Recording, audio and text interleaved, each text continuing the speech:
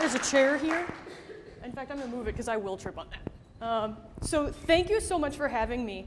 As Chris said, I don't get to spend a lot of time up here, and the rare occasion that I do get up here, it's usually because I'm teaching you how to do something.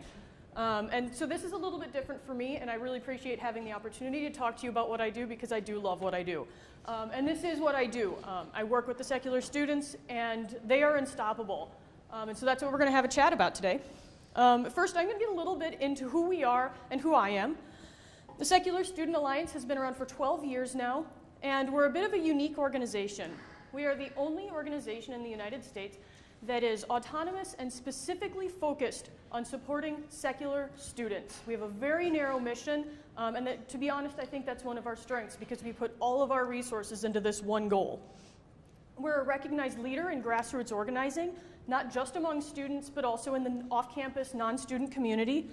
We have partnerships with dozens of national organizations, not only organizations within the movement, like the Secular Coalition for America, the James Randi Educational Foundation, Foundation Beyond Belief, all kinds of national organizations, but also organizations outside of the secular movement. We work closely with the Interfaith Youth Corps, with the ACPA Student Educators International, which is a very long way to say the people who work in your student life department. And similar organizations as a resource on secular students and our demographic. I'm the director of campus organizing behind the curtain, I like to say. I don't spend a lot of time on stage. I'm usually in my office herding all of my cats. And so I don't get out much, would be one way to say it. But I've got a lot of experience in what I'm doing. As Chris said, I've been a full-time campus organizer for about 4 years, and I volunteered with the SSA for about 3 years before that, so I have a little bit of experience.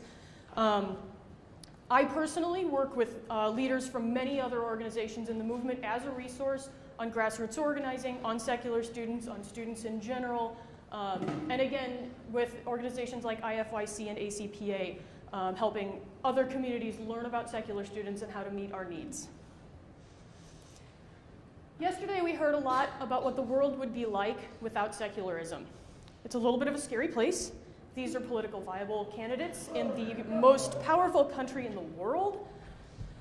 We let children suffer and die horribly because we think that somehow talking to an imaginary sky god is going to make them better. And then when these things happen, we don't hold their parents accountable. People are tortured and killed in terrible ways for insignificant crimes because that's what the goat herds in the Bronze Age thought we should be doing. It's bad.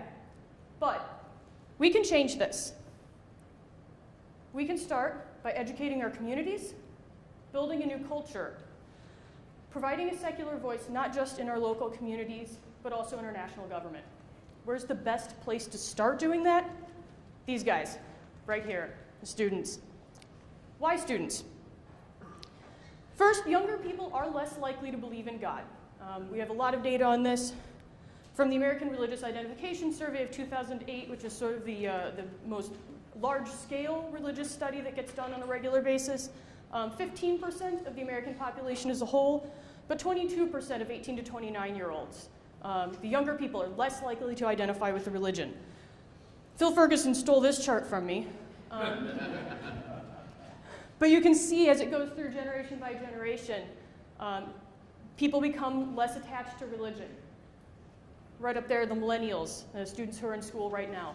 Now the interesting thing that I love about this chart is that every generation becomes less and less religious, but it doesn't actually change much within a generation. You know, you get a little bit of wiggling in that line, but for the most part it's a straight line, which says that the religious identification that people have when they're in school is the religious identification they're going to have for the rest of their life.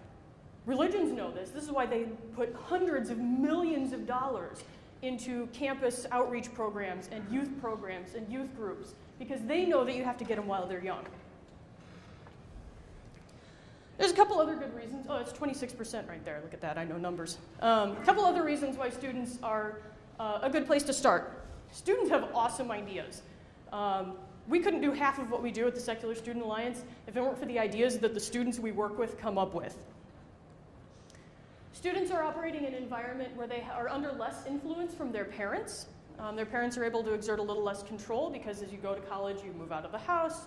You have a little bit more freedom. Students have access to funding and space through their campus. This room is available because AHA has access to this campus space. For an off-campus group, getting space like this would be hundreds of dollars. And we hear this all the time and we're a little sick of it, but students are the future. They're not going to stay in school forever, at least very few of you are. Some of you are going to go get PhDs, and I'm sorry for you. But the vast majority of students are going to go on. They're going to become things like doctors, politicians, CEOs, pop culture icons. They're going to take these values they have gained as students, and they're going to take them through the rest of their lives, where they're going to influence their coworkers, their subordinates, the people they teach, their families, their communities.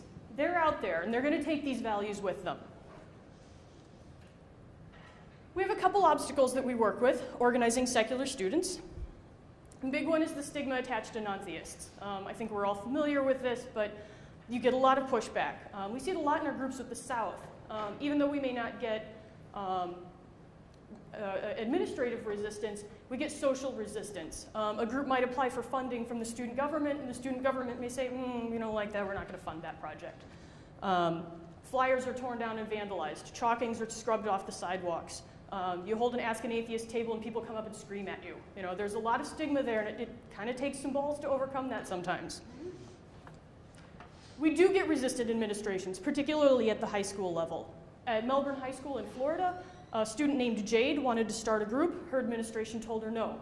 Jade found 65 students in her high school plus a teacher to sponsor the group. And the administrator said no. Then the administrator went to the teacher and said, hey, this is a really bad career move, you should reconsider. And we were able to step in and say, hey, that thing you just did, that's really illegal, you should stop. And so Jade's group is now an affiliate of the Secular Student Alliance. But this is something that happens way too often at the high school level. It's very common. Students have limited resources. How many students have over $100,000 in their checking account? Yeah, none of you. Me either, for what it's worth. And a lot of students don't have mobility. It's hard to get off campus. A lot of students don't have cars. If they do have cars, very often they're beaters and they're not going to make it 10 miles out of town. And so that's a factor in a lot of decisions. Students face high turnover. We like to say we're organizing at a bus stop. Because 4 to 5 years in college, say your first year you're still figuring stuff out, the second year you start to get involved with this group, maybe you run for an officership the third year, you're junior, okay, you've got 1 to 2 years to serve as an officer, and then you're gone and we have to start all over. Geographic isolation. Sometimes colleges are in the middle of nowhere. In fact, a lot of time colleges are in the middle of nowhere, and so a student group at a university might be the only secular group for 100 miles or more, especially when you get into places like Montana, the Dakotas, Wyoming. There's a lot of empty space out there. And then attrition. This is the polite way we have of saying the groups that don't make it, which has historically been upwards of 10% every semester. So say the Secular Student Alliance had 300 groups last semester, we would expect to lose about 30 of them. And this is just because of that high leadership turnover, student turnover. You guys have other things you're doing. You've got projects, finals, classes, study abroad. Life is complicated, and so attrition happens quite a bit. Summer break actually is a big factor in attrition. But despite all of these things, we're doing really, really well. Take a look at this graph. You saw this in bar chart form the other day, but this charts our growth as far back as I have data with the Secular Student Alliance, so about 10 years. From fall of 2003, when we had 43 affiliated campus groups, till today, where the number is about 365. I'll get to why that's an about in just a minute, because usually I can tell you exactly. Not only are we growing in general, but we're seeing an increased demand in high school groups. We're seeing an increased demand in group reach. That's the number of people that our groups are reaching out to. So not only do our groups have more paid members, they have more people showing up to events, they have more people in their Facebook groups, they have larger email contact lists, and just going up and up and up over the last 4 years. To compensate for this, we've had to hire a lot of staff, which has been a terrifyingly sharp growth curve. But because of all of that, we've been able to bring this attrition rate way down. Back in 2004, when I, again, first have data on this, we had almost 20% attrition. It was terrible. And we've been steadily bringing it down. I have preliminary numbers from the audit that we're finishing up right now. that right there shows right about 10%. If everything goes on track, we're going to land somewhere between 8 and 8.5% attrition for this spring, which is actually a broken record and by quite a bit. So I'm very excited because we're doing something right. Another area we've seen a lot of growth is in the demand for the services that the Secular Student Alliance offers. The speaker events that we help organize, hung around 50 for actually a really long time, 50 events per year. And then just in the past 2 years has skyrocketed. To say nothing of our tabling supplies, which started as an ad hoc service. We sent out about 6 my first year here, and now it's our most popular affiliate service. We're on track to send out over 300 packets of tabling supplies this year. And then our group starting packets, which, why is this bigger? Because the group starting packets are for groups that don't exist yet, as opposed to the groups that already exist and are affiliated, through the roof. Now, not all of these group starting packets are going to become groups. Traditionally, it's been about 20% of the packets we send out, about 1 in 5 will result in a successful campus group. But that percentage is also increasing. This school year, it looks like we're going to be a lot closer to 30% than the 22% that we've seen in the past, and that's pretty awesome. So between the fact that we've sent out over twice as many of those packets, and we're getting more and more of them to turn into groups, means we're seeing this kind of growth. Now, why are we seeing these changes? This is a question I get a lot, and I actually tacked this slide in this morning because it turns out I'm going to have time. Around 2006, this guy, you might have heard of him, wrote this book that you might have heard of called God Delusion. The Secular Student Alliance is mentioned in the God Delusion, and that was really a tipping point for us. And for this movement as a whole, I think. It really started to get people aware of non-theism, the whole new atheist movement. And much more attention in the media, in the blogosphere. It started a wave of atheist books. And so really got people thinking, hey, wow, this is an option. I'm not the only one like me. In 2008, I started as the full-time director of campus organizing.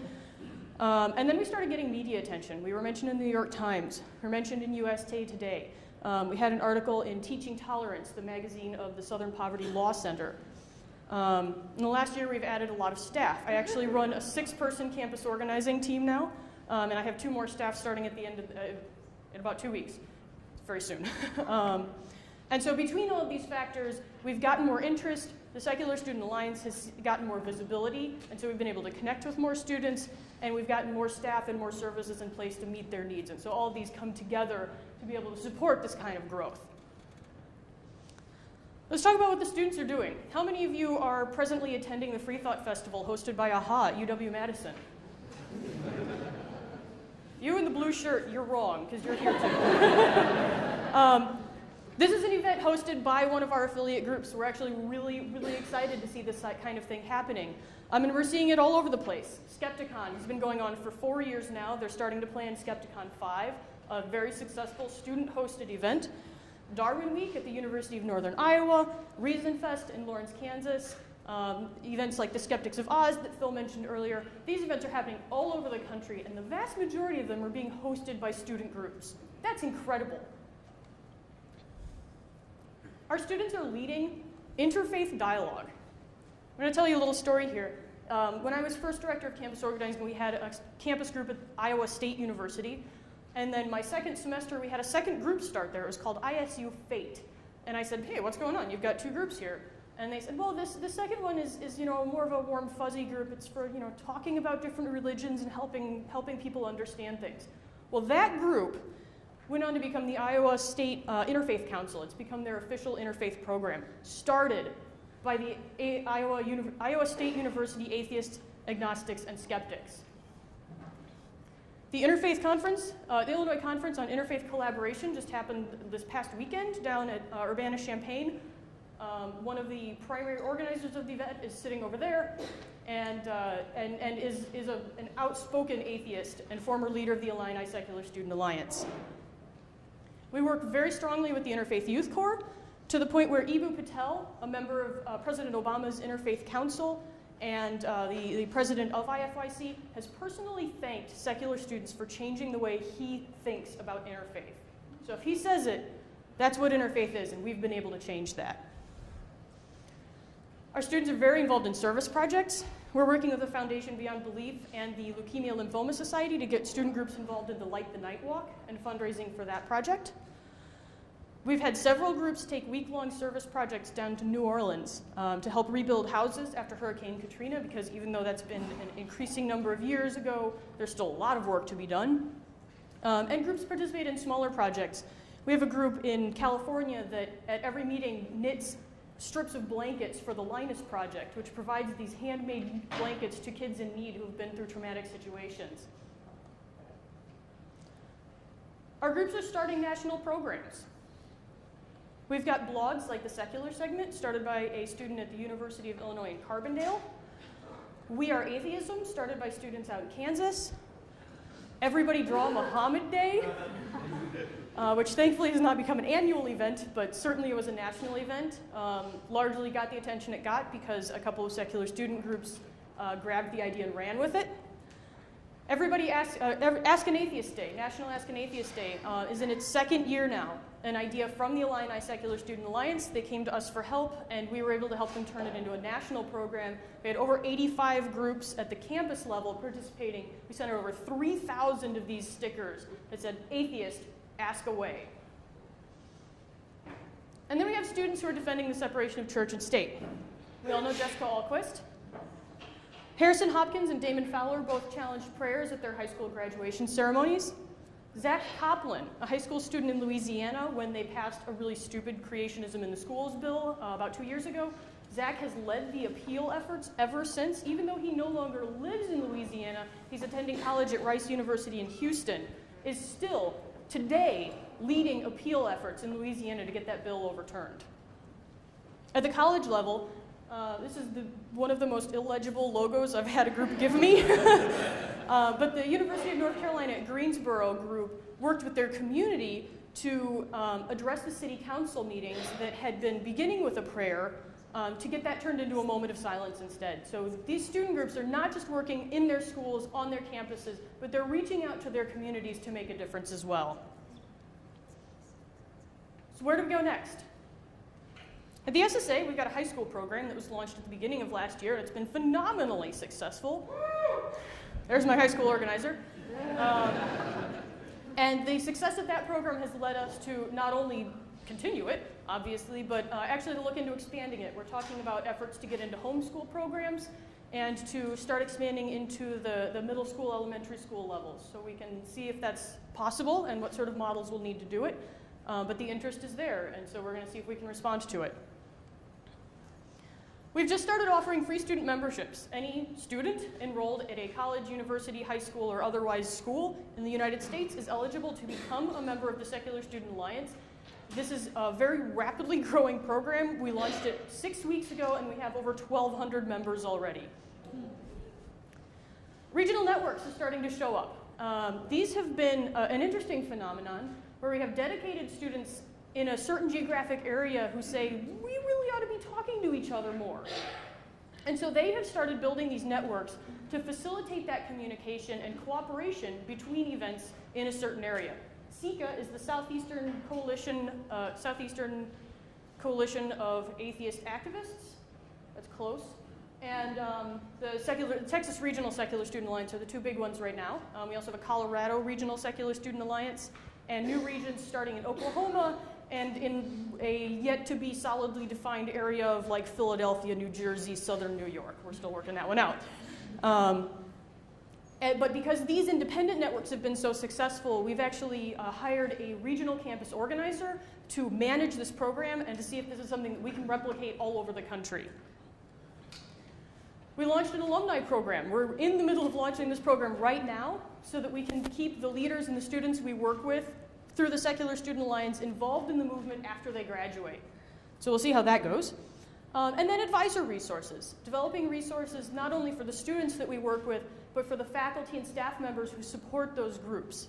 At our annual conference this July, we'll be having an advisor track with content specifically geared towards those faculty and staff advisors to help, again, provide support from as many angles as we possibly can.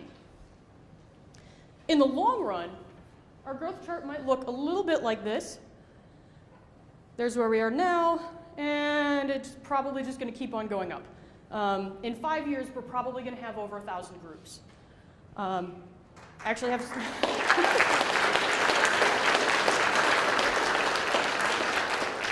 That's a lot of groups. That's a little bit of a frightening number to me.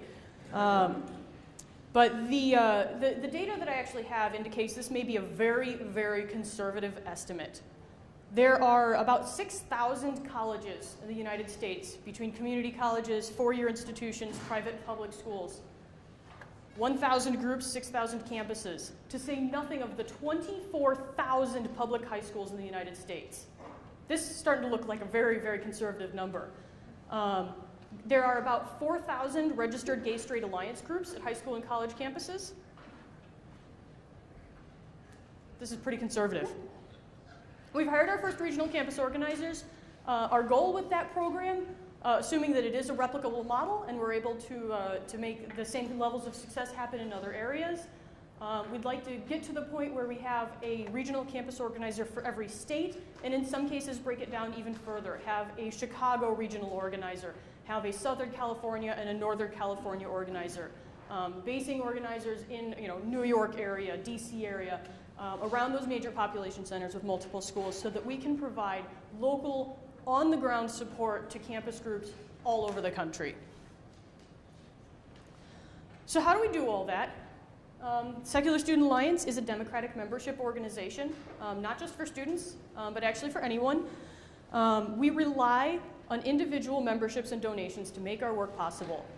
We see ourselves not only as an organization to support the work that students are doing, but as a bridge between the wider free thought community and the students.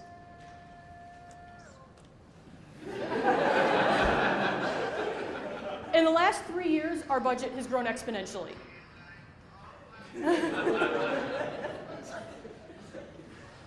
This is a terrifying budget. Our budget has doubled not only from last year to this year, but from the year before that to the last year. This is the first year we've had $1 million budget. It is ambitious and terrifying, but we feel that that's where we need to be. We've got a couple of members, Jeff Hawkins and Janet Strauss, who recognize that this is where we need to be, and they have very generously offered a $250,000 matching challenge. Any donations and memberships made to the Secular Student Alliance from now until either the end of the year or we meet that challenge is going to be doubled by these donors. So there's never been a better time for you to become a member and to give us your support. I invite you to come see our table afterwards to come see how you can get involved. That said, let's have a little bit of a comparison here. Cru, formerly known as Campus Crusade for Christ, apparently they decided Crusade was a little rough and that Cru was somehow better. They're a cultural opposition. They're the competition that we're facing. Cru has an annual budget of $500 million. Every year, they're putting $500 million towards campus groups. We just hit $1 million budget this year. Cru has 3 staff members, 3 paid staff for every single campus group they support. We have about 33 groups per staffer. In the last 3 years, Cru has lost 500 campus groups. We have gained over 200.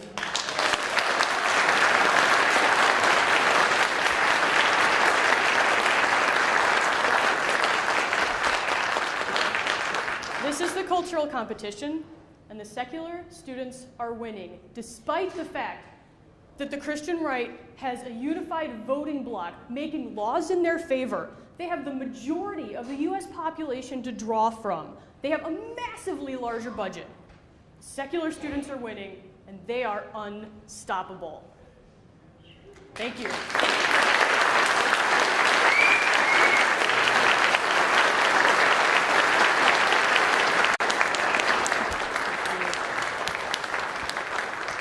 There's a chair here. In fact, I'm going to move it because I will trip on that. So thank you so much for having me. As Chris said, I don't get to spend a lot of time up here, and the rare occasion that I do get up here, it's usually because I'm teaching you how to do something. And so this is a little bit different for me, and I really appreciate having the opportunity to talk to you about what I do because I do love what I do. And this is what I do. I work with the secular students, and they are unstoppable. And so that's what we're going to have a chat about today. First, I'm going to get a little bit into who we are and who I am. The secular student, the most powerful country in the world. We let children suffer and die horribly because we think that somehow talking to an imaginary sky god is going to make them better. And then when these things happen, we don't hold their parents accountable.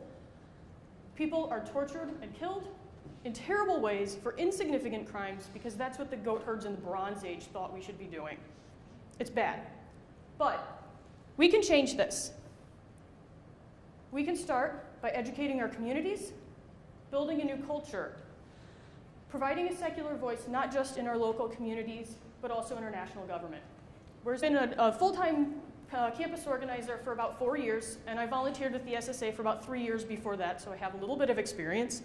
I personally work with leaders from many other organizations in the movement as a resource on grassroots organizing, on secular students, on students in general, and again, with organizations like IFYC and ACPA, helping other communities learn about secular students and how to meet our needs.